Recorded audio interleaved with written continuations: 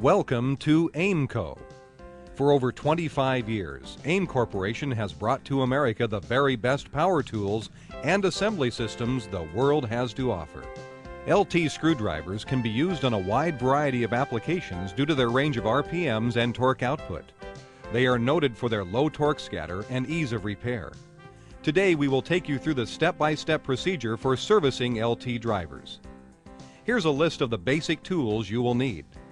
A number 1 and number 2 Phillips driver, a dental pick, model 351 pin spanners, needle nose pliers, a pin punch set, an 8-ounce ball peen hammer, standard pliers, snap ring pliers, a 10-inch crescent wrench, a Proto P250 lock ring and horseshoe washer plier, and a Turner self-igniting propane torch.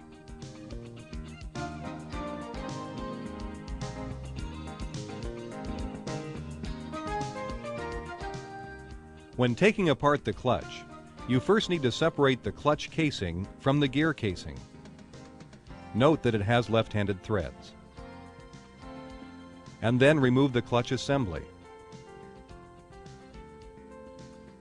Using a Phillips driver, remove the regulator screw by turning counterclockwise.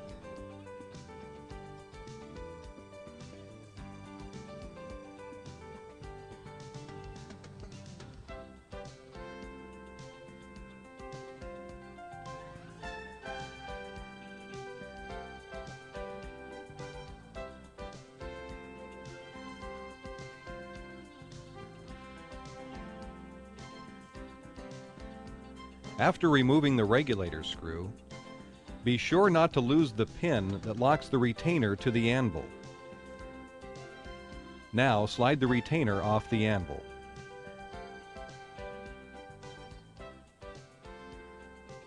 Remove the torque spring,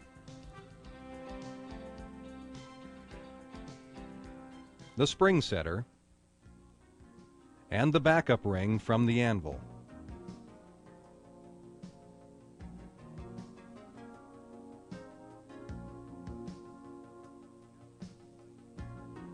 Carefully slide the cam ring up and off and remove the 4 balls from under it.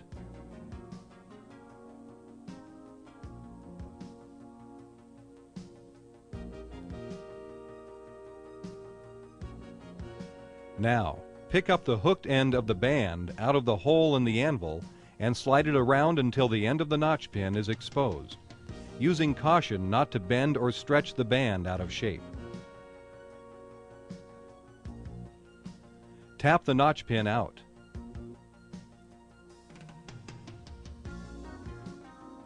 Remove the snap ring and then the retainer from the back of the anvil.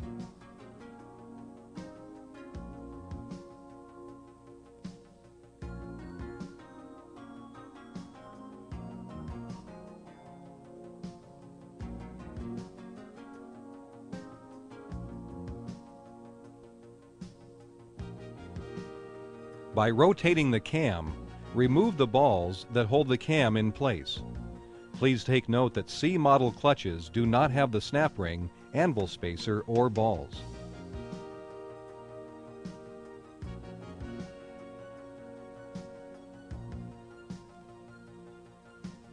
Once all the balls are out, the cam and pilot pin can then be removed, along with the ball and spring.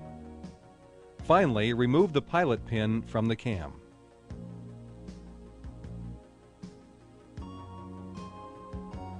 Now, disassembly is complete. The next step is to thoroughly clean all parts.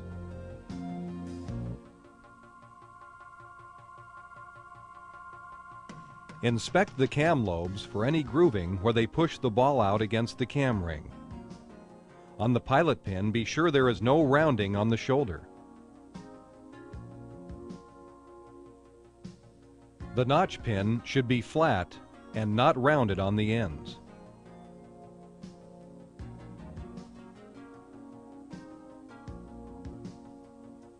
On the cam ring, inspect the inside surface where the balls ride for pitting and grooving. Also, make sure that the band that holds the notch pin in place is not stretched out of shape. It's also a good idea to check all balls for pitting and all springs for tension. Any worn parts should be replaced. To reassemble the unit, first install the pilot pin into the cam with the square end up.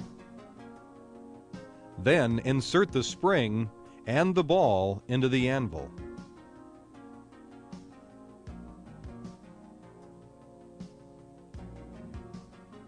Follow that by sliding the cam into the anvil.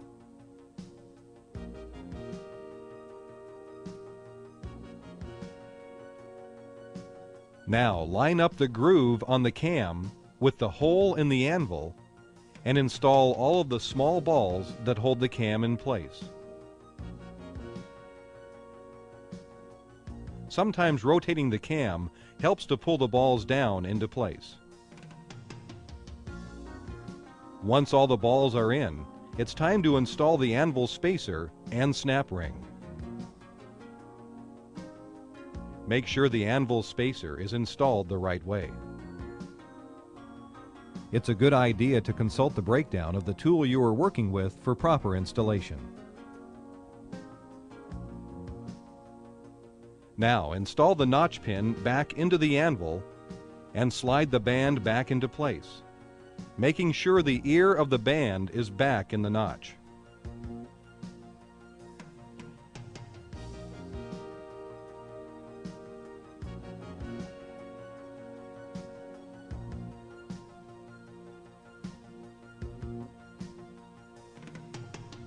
You should now rotate the cam and make sure the notch pin is pushing the band up and down.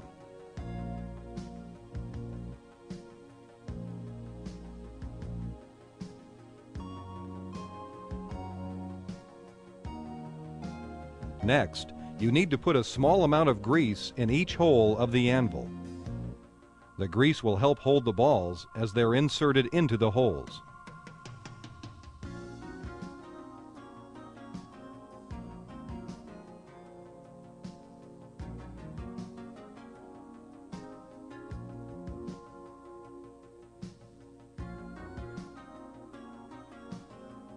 Slide the cam ring down onto the balls. Now put the backup ring onto the retainer and slide both down onto the cam. Put the torque spring into place and install the retainer onto the anvil, making sure to line up the slot in the anvil with the notch in the retainer.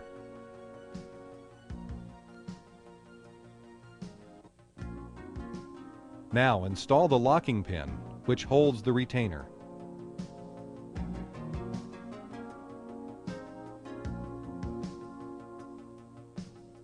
Thread the regulator screw onto the anvil counterclockwise. The clutch assembly is now complete. It's time to install the clutch back into the tool you are working with and test.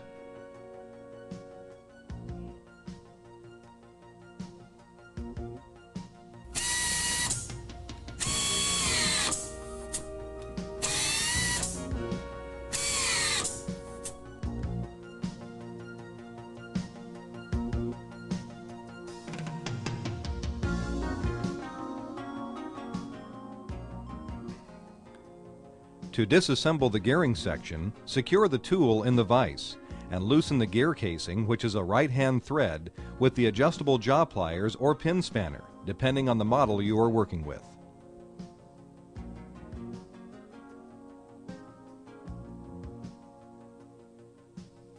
Now remove the gear casing from the air motor casing.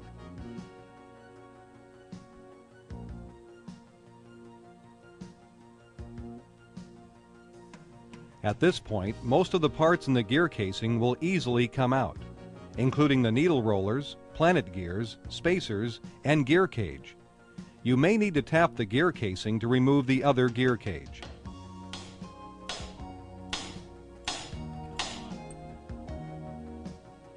You now need to remove the snap ring from the front of the gear casing.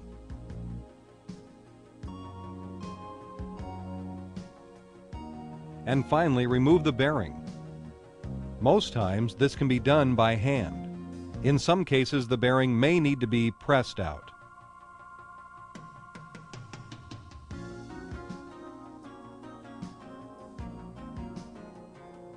Now clean all parts thoroughly.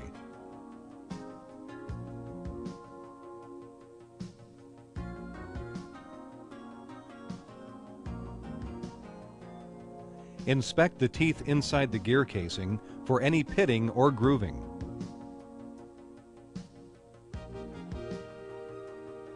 Also take a good look at the planet gears for any pitting or grooving. Check the needle rollers for any wear, any grooving from the planet gears.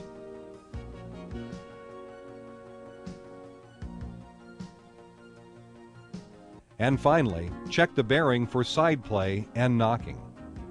Of course, any worn parts need to be replaced.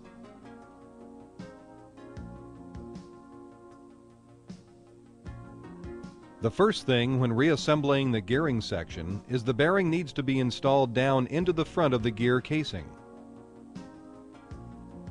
The snap ring is then put into place to secure the bearing.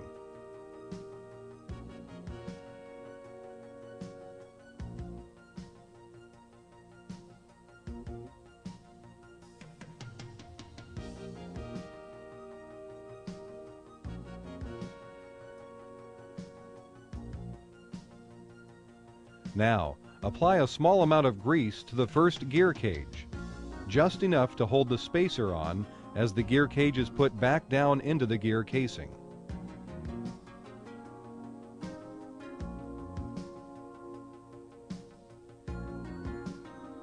Make sure the cage comes all the way up to the front of the bearing.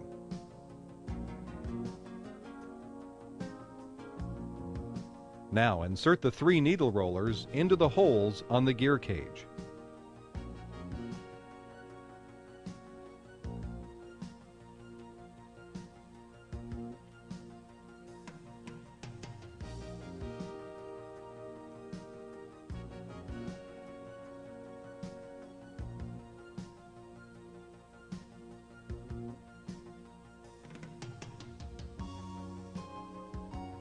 You need to now put a small shot of grease right next to each needle roller.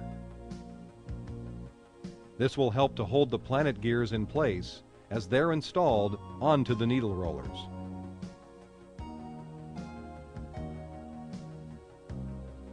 Depending on the RPM range of the tool you are working on, the 6 planet gears could be the same size, or the front gears might be larger than the rear ones.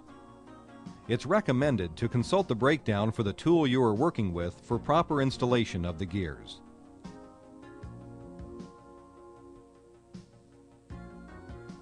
Like before, apply a small amount of grease to the second gear cage. Put on the spacer, and then drop the gear cage down into the gear casing.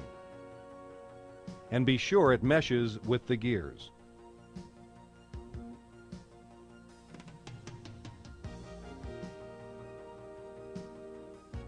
Again, install the needle rollers into the holes on the second gear cage. Note that in the highest RPM tool in many cases, you'll just have 1 gear cage and 3 planet gears.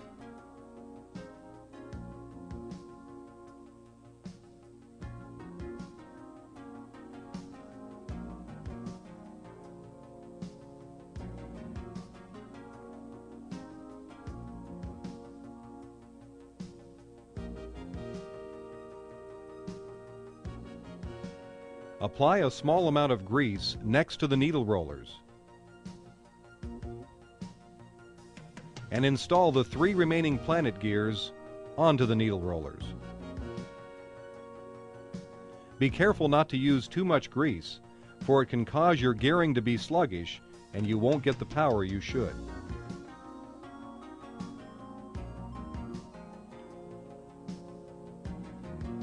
At this point, if the tool you are working on has a rotor gear, install the rotor gear and spacer into the gear cage.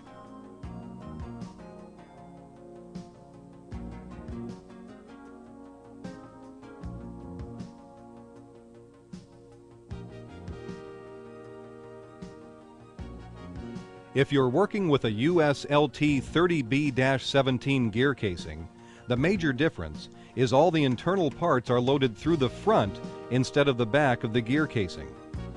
You first want to install the planet gears into the gear cage, with the small gear towards the back of the gear cage. The needle rollers are then inserted to hold the planet gears in place. Again, remember to have the small gear towards the back of the gear cage.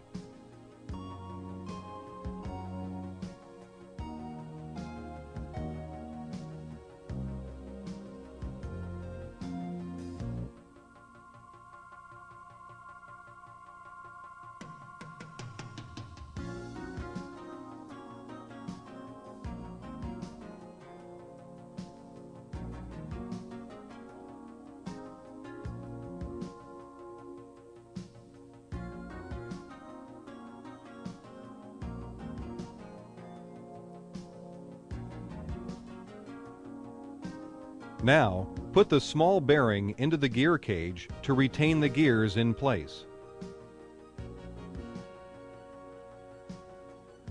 Apply a small amount of grease onto the planet gears.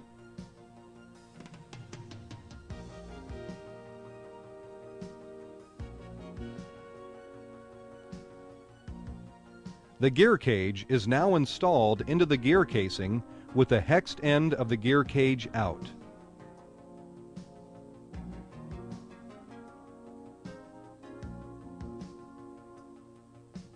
You may have to move the unit around slightly so that it will seat properly into the casing.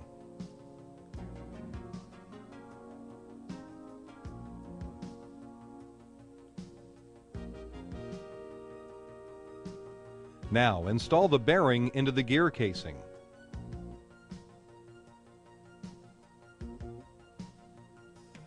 Once the bearing is in place, secure with the snap ring. And finally, put the spacer into the back of the gear casing. On the US LT 20B-18, after installing the internal gear on top of the air motor section and over the rotor, take special note of the timing marks on the planet gears themselves. Those timing marks must be opposite one another when the gear cage is installed into the internal gear. Now slide the gear casing down over the internal gear and thread onto the air motor casing.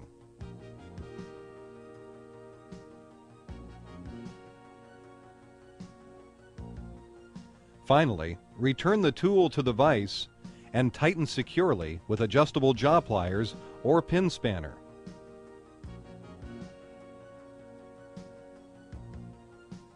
Your tool is now ready for testing.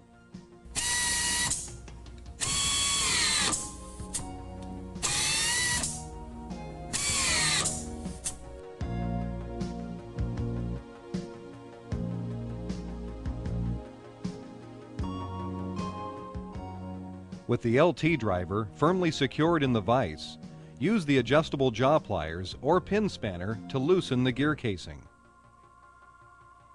Take the tool from the vise and remove the gear casing from the air motor casing.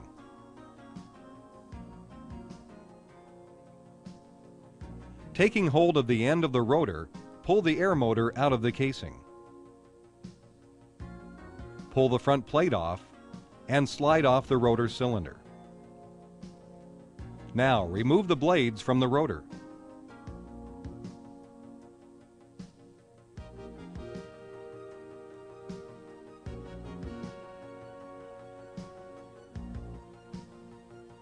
Using an arbor press, press the rotor off of the rear plate bearing.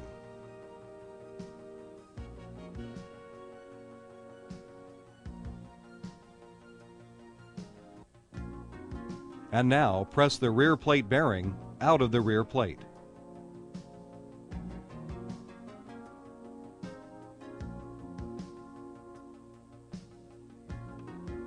Now that the air motor section is disassembled, it's time to thoroughly clean all parts.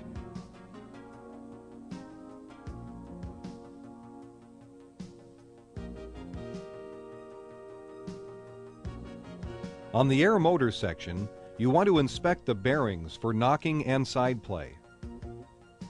Check inside the cylinder for any kind of waviness.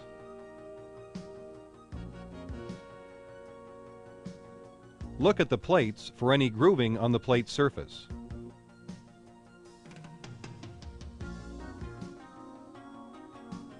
Inspect the blades for any grooving on the side and splitting.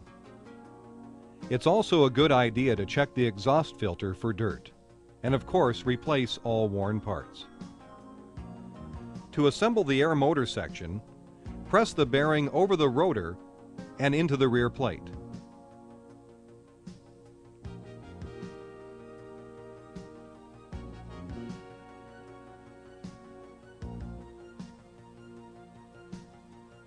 Once this has been done, make sure there's a slight amount of drag between the rear plate and the rotor. After lightly oiling the blades, put them back into the rotor flat side out.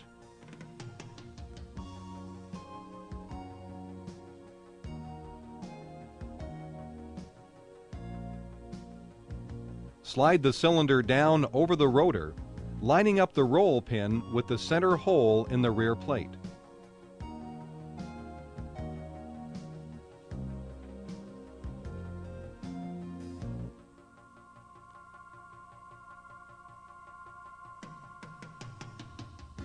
After greasing the bearing, press it into the front plate by hand.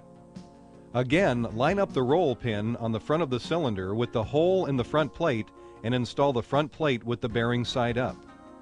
Next, you need to line up the roll pin on the side of the front plate with the notch in the casing and slide the air motor assembly into the casing. Thread the gear casing assembly onto the air motor casing by hand.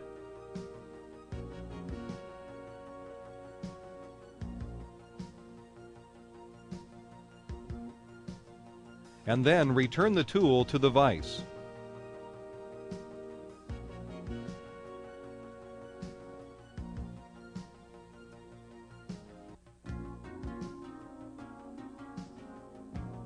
Tighten securely with adjustable jaw pliers or pin spanner. The tool is now ready for testing.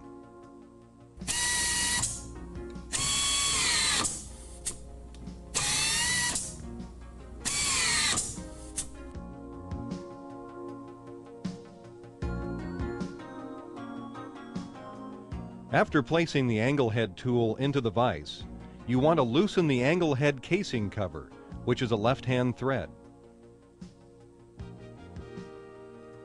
Then you can remove the tool from the vise and take the casing cover all the way loose by hand. Be careful not to lose the small balls inside the casing cover. Remove the driven gear.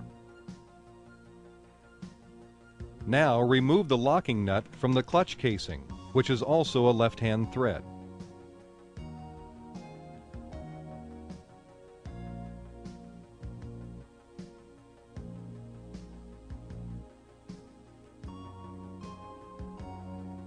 And remove the angle head casing. Once this is accomplished, remove the driving gear. Then remove the spacer and the bearing off of the driving gear.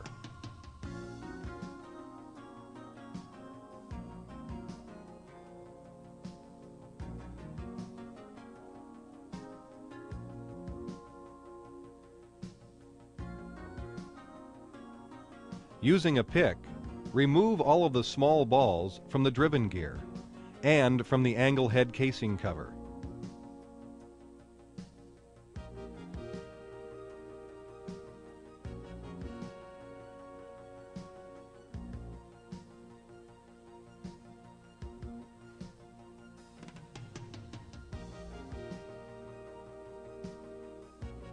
Once the angle head is completely disassembled, thoroughly clean all parts.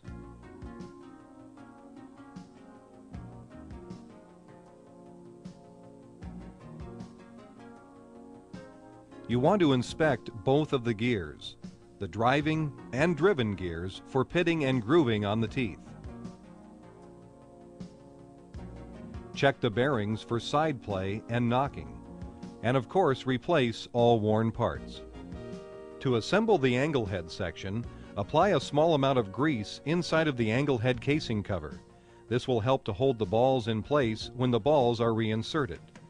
Now set the driven gear into the angle head casing cover, leaving a small gap to insert the balls. Using a little patience and a steady hand, insert all of the balls into the casing cover.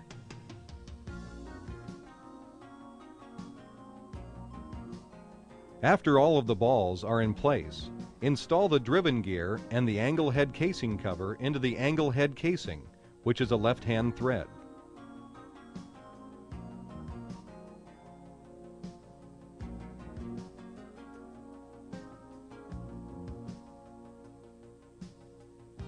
It's now time to insert the driving gear into the casing.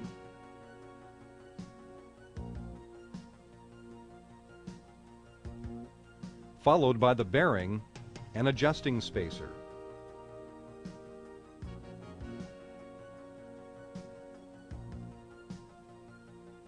Thread the angle head casing onto the clutch casing, which you'll notice is also a left-hand thread.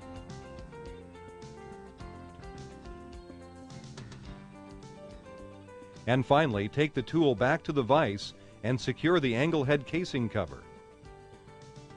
You are now ready to test the tool.